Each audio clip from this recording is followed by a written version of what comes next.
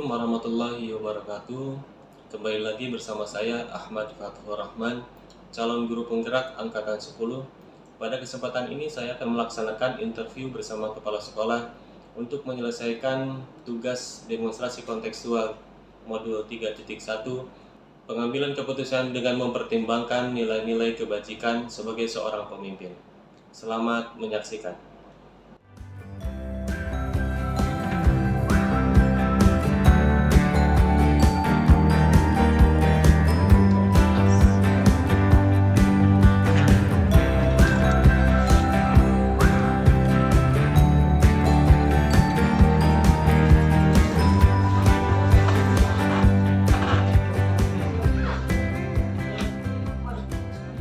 Assalamualaikum warahmatullahi wabarakatuh, Pak. Waalaikumsalam warahmatullahi wabarakatuh. Selamat pagi, Pak Agung. Terima kasih atas meluangkan waktunya berbincang bersama saya dengan tujuannya ingin menimba pengalaman terkait sama dari Pak Agung. Untuk hari ini saya ingin berbincang mengenai pengalaman Pak Agung berkaitan sama bagaimana cara mengambil keputusan yang tentunya setiap istilahnya ketika misalkan menjadi pimpinan banyak sekali yang terkait sama keputusan-keputusan yang diambil, dan itu tidak mudah sebetulnya ketika masih dalam pengambilannya. Nah, yang terkait sama pengambilan keputusan yang berujungnya itu ada dilemanya etika, kemudian atau misalnya terkait sama kerusakan moral. Nah, kira-kira bagaimana Bapak dapat mengidentifikasi kasus-kasus yang merupakan dilema etika atau misalkan kerusakan moral? Terima kasih Pak Ahmad atas pertanyaannya. Yang pertama, bagaimana saya mengidentifikasi adanya kasus dilema etika gitu ya. Tentunya bila muncul satu kasus yang adanya berbenturan gitu ya, bertentangan, itu saya akan melibatkan mengkoordinasi dengan bawahan, wakase, dengan para guru yang memang selama ini selalu diajak bicara gitu ya. Nah, setelah itu berkoordinasi, bermusyawarah, mencari dari mana kasus itu muncul, kemudian siapa yang terlibat, kemudian kenapa bertentangan dengan misalkan dengan aturan sekolah atau dengan norma sekolah, gitu kan. Nah, nanti akan dibicarakan bagaimana penanganan ke depan. Jadi intinya mah koordinasi beserta dengan artinya visibilitas atau manajemen tersendiri. Betul. Kemudian bagaimana Bapak menjalankan pengambilan keputusan di sekolah, terutama untuk kasus-kasus di mana ada dua kepentingan yang biasanya dilema etika itu terkait sama kebajikannya, yang ada dua kebajikan tapi harus memilih salah satu. Biasanya kan agak, kalau ya, saya sendiri ini dua-duanya sama ya. Kebajikannya ada dua, cuma kita harus memilih gitu. Nah, bagaimana Bapak menjalankan pengambilan keputusan untuk mengambil salah satu kebajikan? Ya, tentunya kalau kita memang mendapatkan kasus yang salah satunya benar salah itu gampang lah ya. Tapi kalau sama-sama benar itu memang sulit. Namun kita kembalikan lagi, kalau misalnya kasus itu adanya di sekolah, kembalikan ke aturan sekolah, kembalikan ke kesepakatan di sekolah, norma di sekolah seperti apa. Nanti kita cari prioritasnya, mana yang salah satunya ini yang lebih diutamakan, terutama yang lebih bermanfaat bagi orang banyak yang ada di sekolah. Adakah langkah-langkah atau prosedur yang biasa Bapak lakukan selama ini ketika masih ada pengambilan keputusan? Ya, yang pertama tentunya koordinasi ya. Kita cari orang atau pihak yang terlibat di kasus itu. Kemudian kita cari fakta dan datanya, kenapa dan ini bagaimana. Setelah ada fakta dan datanya, kita bandingkan dengan aturan sekolah. Kemudian kita dilihat kebermanfaatannya gitu, dampaknya. Adakah hal-hal yang selama ini Bapak anggap efektif ketika dalam pengambilan keputusan terkait sama kasus-kasus dalam dilema etika? Yang paling efektif tentunya musyawarah, karena walaupun kepala sekolah itu punya kewenangan untuk memberikan keputusan, tapi bagusnya keputusan itu atas hasil musyawarah. Jadi artinya ketika misalkan ada kasus, ya, jadi pengambilan keputusannya berdasarkan dari hasil musyawarah. Yang pertama musyawarah, kemudian berpikir positif ya, tidak mengutamakan emosi. Kemudian kalau kita ambil keputusan itu jangan sembarangan, tapi mengutamakan rasa dan feel gitu ya. Ketika misalnya mengambil keputusan, Pak, apakah ada waktu khusus yang di dalam terkait sama jadwal ya? Misalkan ada kasus yang terjadwal dalam menyelesaikannya, atau misalkan ada hal yang emang perlu disegerakan gitu. Nah, ketika misalkan modelnya seperti itu, kira-kira dalam menjalankannya seperti apa? Tergantung sih ya, cuma tergantung seberapa tingkatan kasusnya. Kalau kasusnya ringan, misalnya langsung di tempat sih, maksudnya langsung situ ya, diselesaikan gitu. Tapi kalau kasusnya memang agak berat dan membutuhkan banyak pemikiran, ya kita dijadwalkan sesuai dengan prosedur sekolah. Adakah orang-orang atau faktor-faktor yang lain yang selama ini mempermudah Pak Agung ketika misalkan dalam pengambilan keputusan dalam kasus-kasus dilema etika ini? Kalau saya sih sebenarnya lebih banyak melibatkan Wakasek, kemudian guru yang memang senior yang punya pengalaman lebih dari saya, kemudian guru-guru yang mempunyai potensi lebih, ya, mungkin seperti Pak Ahmad lah, CGP gitu ya, karena ilmunya lebih banyak, gitu, lebih banyak ilmu wawasannya, gitu, selalu saya konsultasikan. Kemudian juga ada orang tua mungkin ya, yang tidak bisa kita pungkiri lah ada hadir sekolah gitu. Kemudian juga komite Sekolah berarti juga dia suka diajak bicara. Dari semua hal yang telah disampaikan tadi Pak, pembelajaran yang dapat Bapak petik dari pengalaman Bapak mengenai kepentingan ilmu etika seperti apa sih? Hemat saya, ya itulah, kalau ada ingin membuat keputusan, baiknya dimusyawarahkan. Karena kita bukan pemimpin yang otoriter gitu ya, kita musyawarah. Kemudian kita berpikir positif, kemudian jangan mendahulukan emosi dan dahulukan rasa dan kemudian. Jadi kita berpikir itu tidak menyakiti salah seorang kalau punya rasa. Tambah juga mungkin kita mengesampingkan individu untuk persoalan atau misalnya kepentingan individu. Kita utamakan untuk banyak orang lah, bukan untuk individunya. Mungkin itu ya Pak Agung. Mohon maaf bila waktunya dan mudah-mudahan jawabannya tidak terlalu terima kasih atas cerita kemudian wawasan yang sangat berharga ini. Saya berharap nanti ini menjadi pengalaman Pak Agung yang saya jadikan sebagai pembelajaran bagi saya mengenai mengelola situasi terkait semua keputusan yang dikembalikan dengan bijaksana seperti itu. Amin. Terima kasih Pak. Assalamualaikum warahmatullahi wabarakatuh. Semoga sukses, lancar.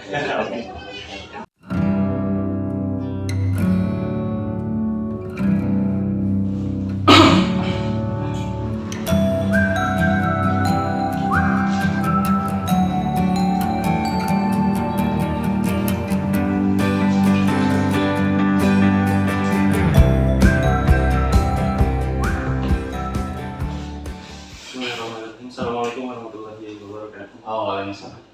Selamat pagi Pak Edi, terima kasih telah meluangkan waktu untuk berbincang, berbagi pengalaman.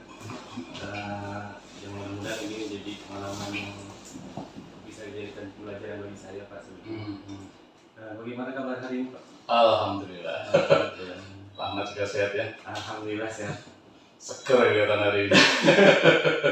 Seger. Baik Pak, hari ini saya ingin ngobrol terkait sama pengalaman Bapak selama ini kan dari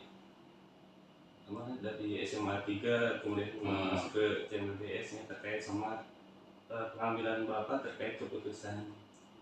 Pertama melibatkan dilema etika atau misalkan ada yang terkait sama rujukan moral di lingkungan sekolah yang Bapak pimpin.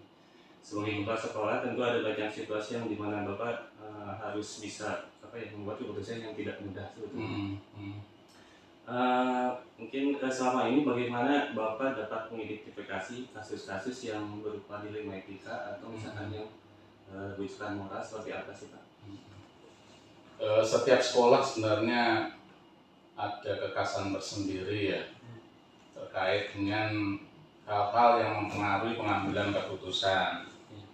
Nah, untuk itu kita perlu punya data yang cukup sebagai bahan pertimbangan pengambilan keputusan.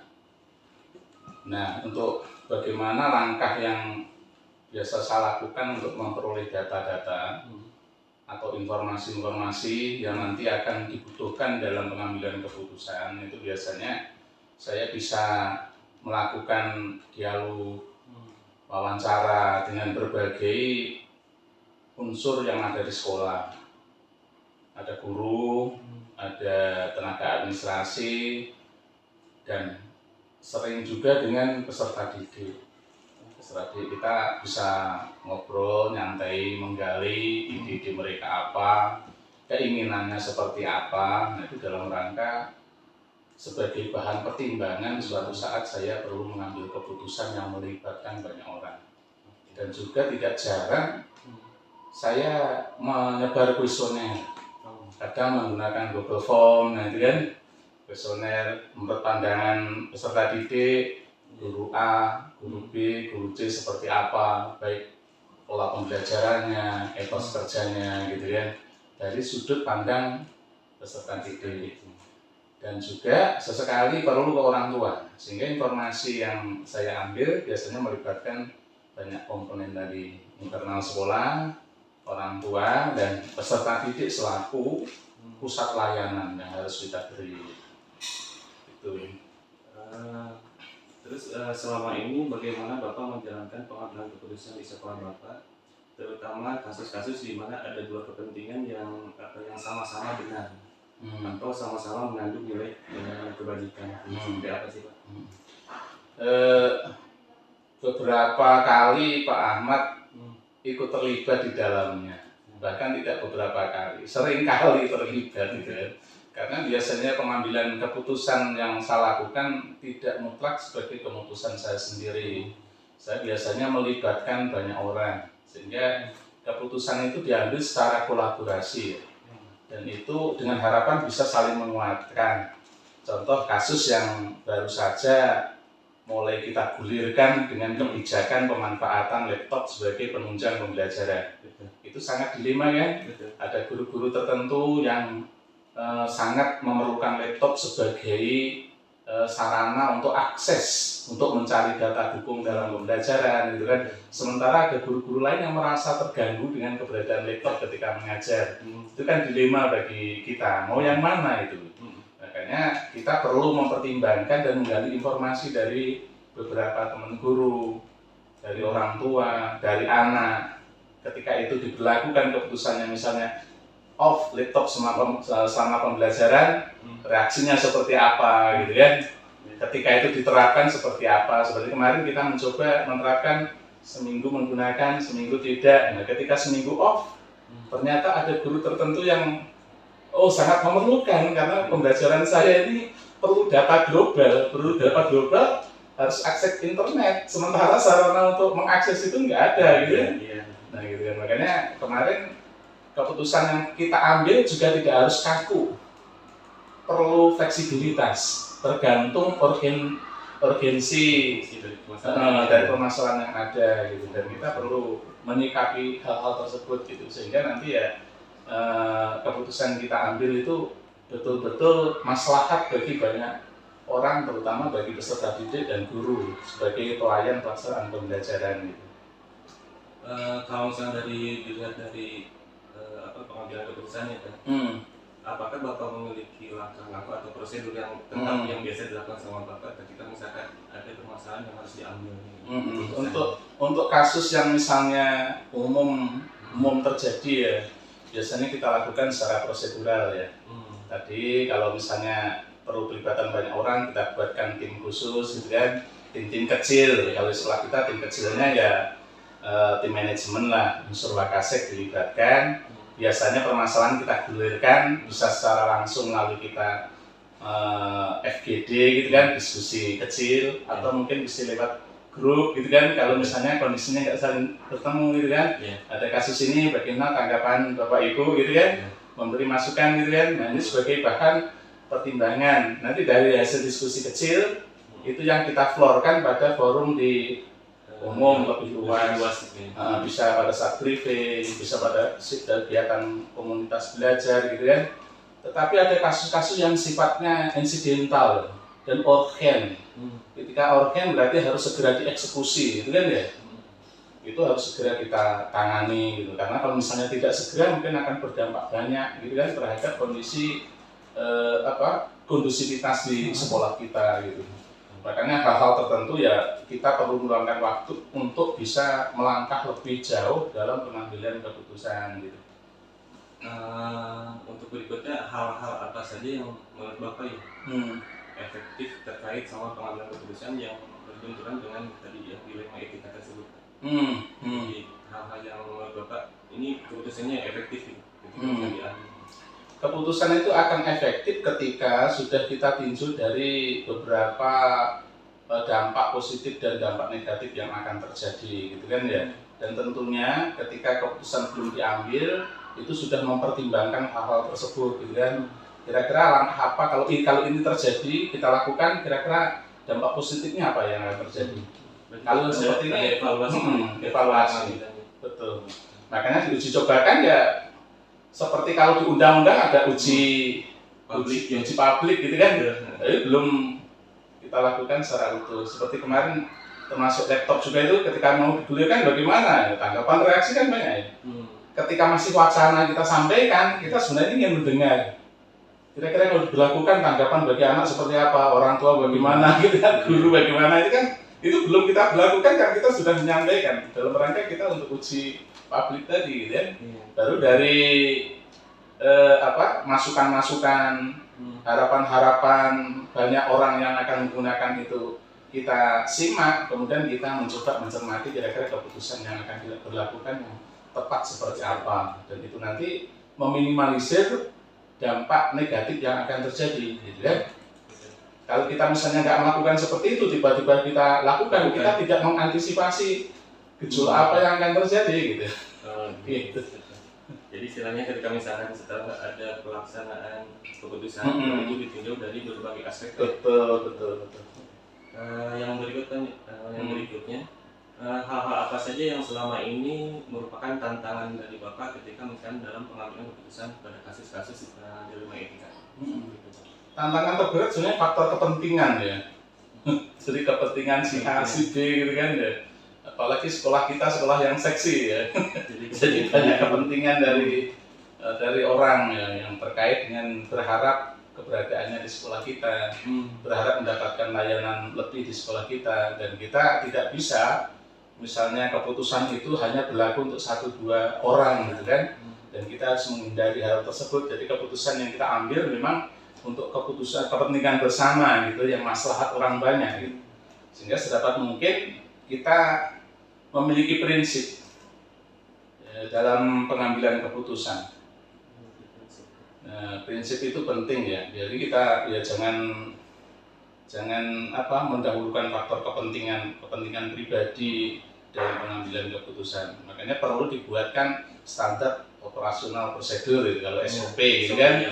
Kalau kasus ini penanganannya begini. Misalnya kasus si A melakukan tindak pelanggaran disiplin atau yang lain, yaitu ya perlu kita lakukan penanganan secara personal. Kalau kasusnya personal gitu kan, tidak perlu dipublikasikan gitu kan, tapi tindakan kita terukur ya secara bertahap gitu, dan itu mudah-mudahan memiliki maslahat lebih banyak gitu kan.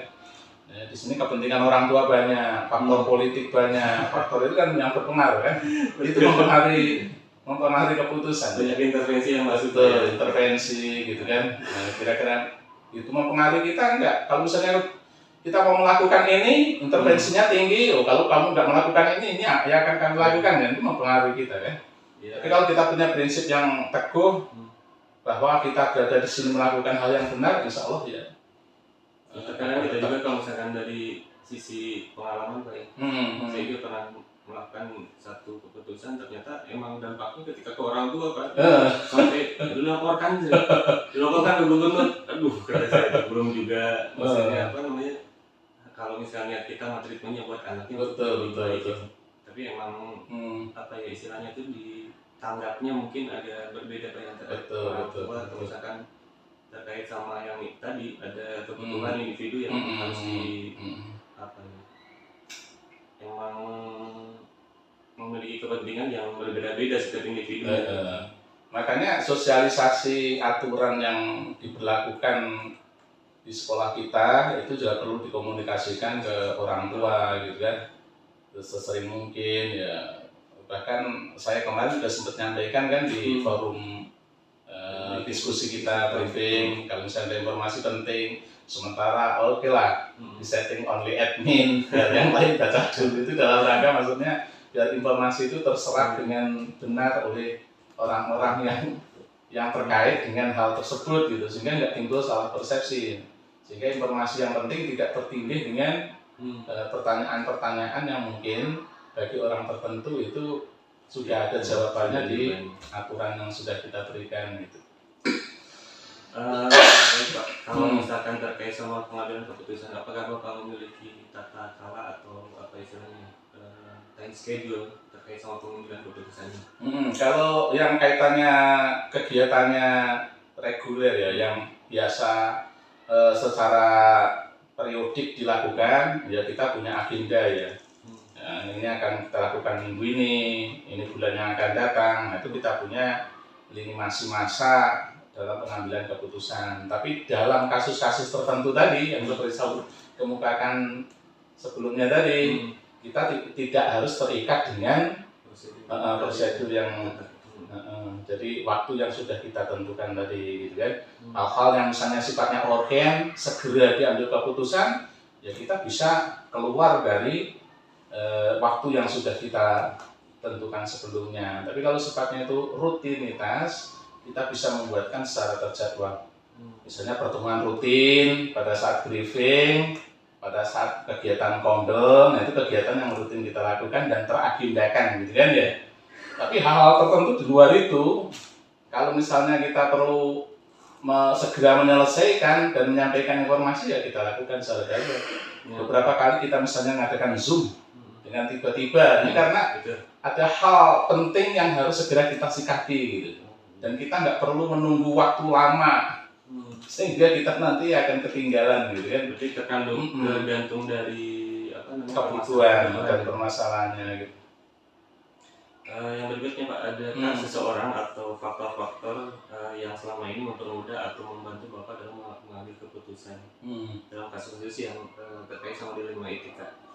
Ya, di setiap tempat atau organisasi itu ada, makanya saya sering menyampaikan kekuatan terbesar yang akan mendukung pengambilan keputusan kita itu adalah teman-teman kita di organisasi, dan itu bisa terjadi ketika sudah memiliki persamaan persepsi atau visi kita gitu kan.